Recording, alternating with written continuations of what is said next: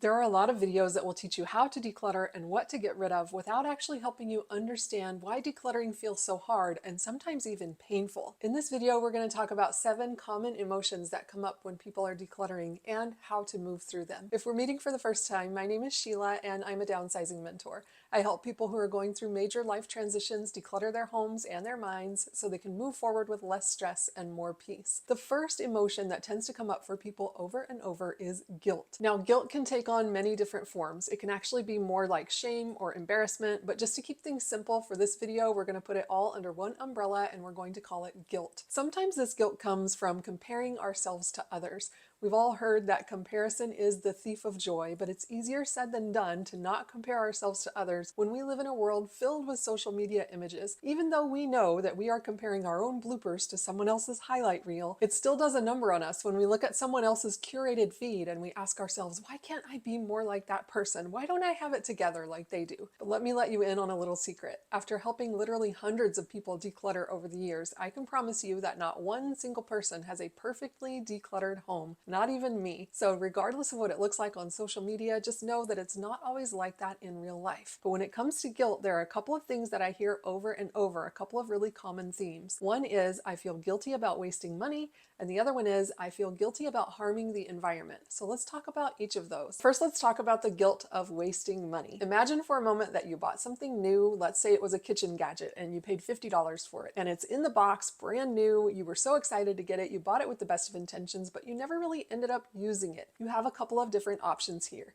Option A is to leave it in the cabinet where it's taking up literal real estate in your life, and every time you need something, you have to move it to the side and touch it, and you are reminded of the money that you spent. Option B is to donate it, re-gift it, or resell it, and free up that space in your kitchen and in your mind. But no matter which option you choose, the money is already spent. You've already spent the exact same $50, whether you keep it or whether you declutter it.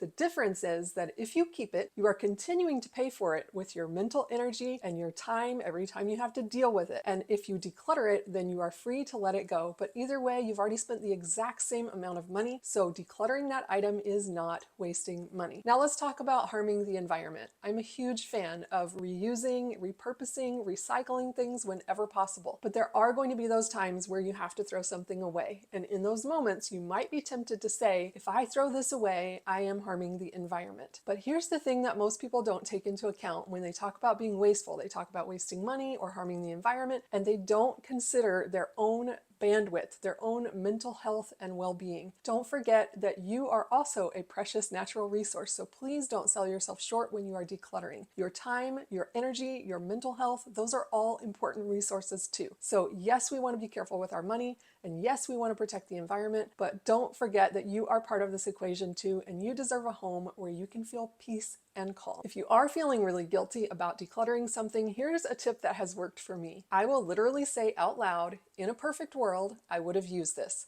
So let's go back to the example of that kitchen gadget, this $50 kitchen gadget still in the box, you never used it, you bought it with the best of intentions. Now, when it comes to decluttering it, you can look at it and say, in a perfect world, I would have used this. It's not a perfect world, so it's okay to let it go. That one truth, in a perfect world, I would have used this, shifts the blame away from you and onto the fact that life is just unpredictable. We never know what the future is going to hold, so chances are that you got that stuff that's in your house with the best of intentions, but if it is not serving you, it is okay to let it go, and letting it go is not wasteful. The second common decluttering emotion is overwhelm, and it's the feeling of, I don't even know where to start. And this one is tricky because it becomes a vicious cycle. We feel overwhelmed, and then it's hard to start, and then the clutter builds up, which makes us feel overwhelmed, which makes it even harder to start. And it just keeps going like that. So how do you break out of that cycle? Well, it's easy for me to just sit here and say, just get started and then you'll feel better, but I know it's not always that easy. This vicious cycle, for me, the best way to overcome it is this idea of spontaneous combustion, which is something that I learned from the minimalists. And that is to look at an item and ask yourself, if this item were to spontaneously combust, if it just vanished out of my life, would I go out and replace it? If I didn't already own it, would I go out and buy it? And if the answer is no, it is okay to let it go. Another tip for decluttering when you're overwhelmed is to always start small. The more overwhelmed you feel, the smaller you should start. So instead of saying, I'm going to declutter my whole house this weekend, you could say, I'm going to declutter my kitchen this weekend, but make that smaller. I'm going to declutter my kitchen cabinets this weekend. Make that smaller. I'm going to declutter one kitchen cabinet this weekend.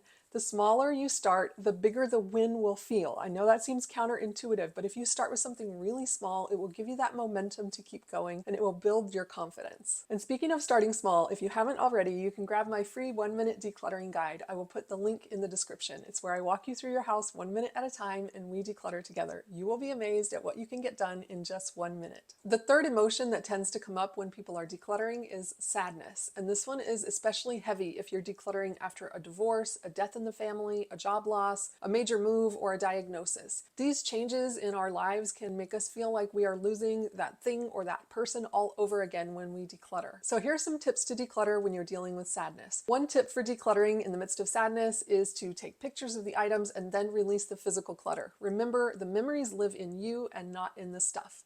Another tip is to find meaningful ways to let go. For example, when our son died, we had a little dresser for his baby clothes and we never got to use it. We never got to fill that dresser with baby clothes. So it sat there for a long time. And then we found a family who was in need and we were able to give them that dresser. It felt so good to find meaning in that item, to be able to give it to someone who needed it. And it helped me to move through my grief when I was ready. It's important not to rush yourself here, but when you're ready, you'll know. And maybe you can find a really meaningful home for some of that stuff. Another tip for sadness is to keep a few honor pieces. So let's say that you are grieving the loss of a loved one. Instead of keeping boxes and boxes in a dusty attic or a basement, you can pull out a few things that are really meaningful to you, that remind you of that person or that event, and you can display them proudly around your home where you can see them and where you can talk to other people about them. You're honoring the person that you lost by displaying these items proudly, rather than keeping dozens or hundreds of things in a dusty box where they never get seen. If you are decluttering and experiencing sadness, it's important to give yourself extra time and go in stages. Don't try to do it all at once. Also, make sure that you have some support. You can have a friend with you either in real life or virtually to sit with you while you declutter the stuff. And remember to take care of your physical health too. You've just been through a lot, so you want to be extra gentle with yourself. Make sure you're drinking plenty of water, getting your rest, so that you're able to support yourself in the process of letting go. The fourth thing that tends to come up when people are decluttering is distraction. Now, this is not necessarily an emotion, but it is definitely a real thing. The main area where I see people getting distracted is if they start working on sentimental stuff. So they start wandering down memory lane and all of a sudden hours have passed by and they haven't gotten done the things that they hope to do. Pictures and memories are wonderful, but don't ever start with the sentimental stuff when you are decluttering. So you never want to start with scrapbooks and photo albums and yearbooks. Instead, start in a space that has less emotional charge to it. So that might be your bathroom, your pantry, your cleaning supplies. Those are areas where you are much less likely to be sentimentally involved. So it's easier to let go of stuff in those areas and then build that success, which will then allow you to get to the sentimental stuff later. Another way to work through distraction is to use body doubling. And that's where you just turn on a video, let it play in the background while you work.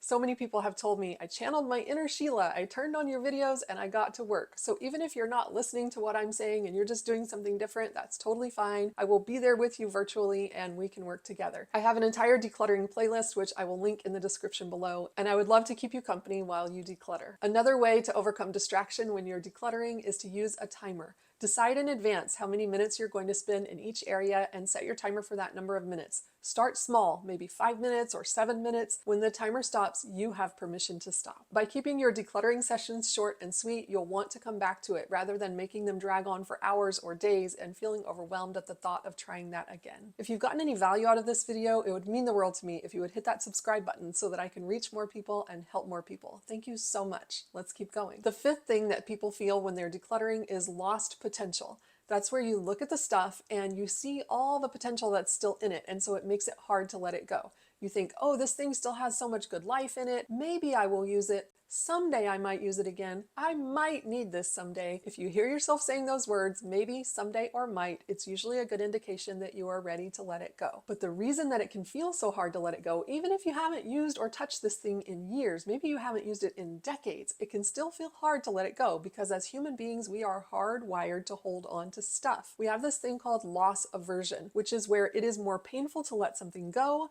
than it is pleasurable to receive something. So if someone gives you $100 $100, that feels great, but that good feeling is not as strong as the pain of losing $100. That's why it's so hard to let go of stuff, and it seems so much more comforting to hold on to it just in case. Even if we're never going to use it, even if it's weighing us down, sometimes it can feel difficult and even painful to let it go. The best way to work through this feeling of lost potential is just to acknowledge that this is the way we are hardwired as humans. It's just built into us. It doesn't mean that it's for our good to keep it. It just means that sometimes our brain thinks, hey, if I hold on to all this stuff, then I'm going to be safe. But the safety and the freedom comes in letting it go. I have decluttered literally thousands of items over the years, and never once, not one time, have I regretted anything that I've gotten rid of. I've never needed to go back and use it. I've never moved into a new place and thought, wow, I wish I had brought more junk with me. I really wish I hadn't decluttered before I moved. No. I always am so grateful for the extra space and the bandwidth and the energy that I feel when I let stuff go. It really is freeing. So even though I know we have this resistance as human beings to letting things go, the freedom is on the other side of it when you free up that space and that mental energy. The sixth emotion that people tend to feel when they are decluttering is worry. And this one is understandable, especially if you have some past trauma or you grew up with scarcity in your childhood. Maybe there wasn't enough of something. So it's understandable how you could feel worried letting things go. And sometimes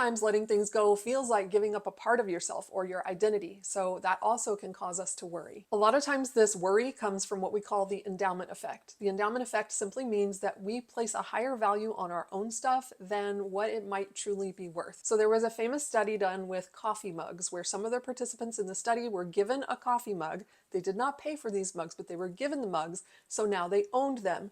And by owning the mug, they placed such a high price on it that when the other participants were asked to buy them, the people who had the mugs, who now owned these mugs, put such a high price that the other participants didn't want to pay that price. So we tend to do the same thing with our own stuff. We tend to think, oh, it's all so precious and so valuable, and I'm surrounded by all of this really valuable, expensive stuff. And in reality, it might not be that valuable. If you're not getting use out of it, you're not enjoying it, it's weighing you down, even holding on to it long enough to sell it might not be the best option. It might not bring the price that you think it's going to. But because of this endowment effect, we sometimes worry that we're getting rid of something so precious and valuable. And in reality, most of the time, that's not true. So again, this is where we come back to the idea of spontaneous combustion. And we can ask ourselves, if I did not already own this item, would I replace it? If this item just vanished out of my life, completely disappeared, would I go out and buy another one? And if the answer is no, it's okay to let it go. Another way of working through worry is to keep a maybe box. And that's where if you're kind of on the fence about some things, you're not sure if you're going to need them again, you can put them in a box, seal up the box, and then write a date, 3 months or 6 months or however long in the future you want. Then put that date on your calendar and put maybe box on your calendar. So let's say you date that box 6 months from now. So you go into your calendar and you set a little reminder for yourself 6 months from now. Then you set that maybe box all nice and sealed up in the corner and you don't look at it or touch it until that date on your calendar. If when that date comes around, you have not missed anything, you have not needed anything, you have not opened that box, then you can take that box without opening it, keep it sealed up so you're not tempted to pull stuff back out of it, and then just take it to the donation center. That's how I do a maybe box. There are lots of other ways to do it, but that's the one that I have found to be the most successful because it's out of sight, out of mind, and then you are proving to yourself that you didn't need that stuff because you went all of those months without even missing it. The seventh emotion that tends to come up for people when they're decluttering is defeat. And this is a really powerful form of self-sabotage where we say, I'm never going to finish. It's always going to look like this. So why even start? But the thing about decluttering is, like a lot of things, the more you do it, the easier it becomes. And if you don't believe me, there were some studies done by some researchers, Daniel Kahneman and Amos Tversky, who taught us about something called diminishing sensitivity. Diminishing sensitivity simply means that the further away we get from a starting point or from zero, the easier a thing becomes. So for example, if you were going to save money and you started at zero, saving from $0 to $100 would feel really hard. It would feel a lot harder than going from $1,000 to $1,100. In either case, the difference is $100. Going from 0 to 100 or 1,000 to 1,100, the difference is only $100. But starting at zero is what makes that first $100 feel so hard. And it's the same thing with decluttering. When you first get started, it's going to feel hard. It's going to feel clunky. You're going to doubt yourself. You're going to not be sure where to start. But the more you do it, the more you build on that confidence, the easier it will become. So that first item might feel really hard to get rid of. That 10th one, maybe a little easier. The 100th one, the 1000th one, it will get easier and easier as you go, I promise. The important thing is to start small and focus on your wins. Those small wins build on themselves, and we can celebrate every small win. In fact, I would love to celebrate with you. So when you declutter something, will you let me know in the comments and I will cheer you on. I read every comment. So as you declutter, it's important to remember that emotions are normal. Be gentle with yourself. Forgive yourself, especially if you feel like, oh, I wasted money. Oh, I wish I'd never bought that. You cannot make yesterday's decisions with today's information. So forgive yourself for anything you bought and didn't use. Forgive yourself if you feel like you have wasted money or wasted time. Now is not the time to beat yourself up. Now is the time to be gentle with yourself. Remember, focus on progress over perfection. And I am going to be here cheering you on every step of the way. If you like my teaching style, you're going to love my course, The Decluttered Move, where I walk you through everything you need to know to declutter, downsize, and prepare for your next move. You can scan the code on your screen or click the link in the description to get started. I can't wait to see you on the inside. And remember, you've got this.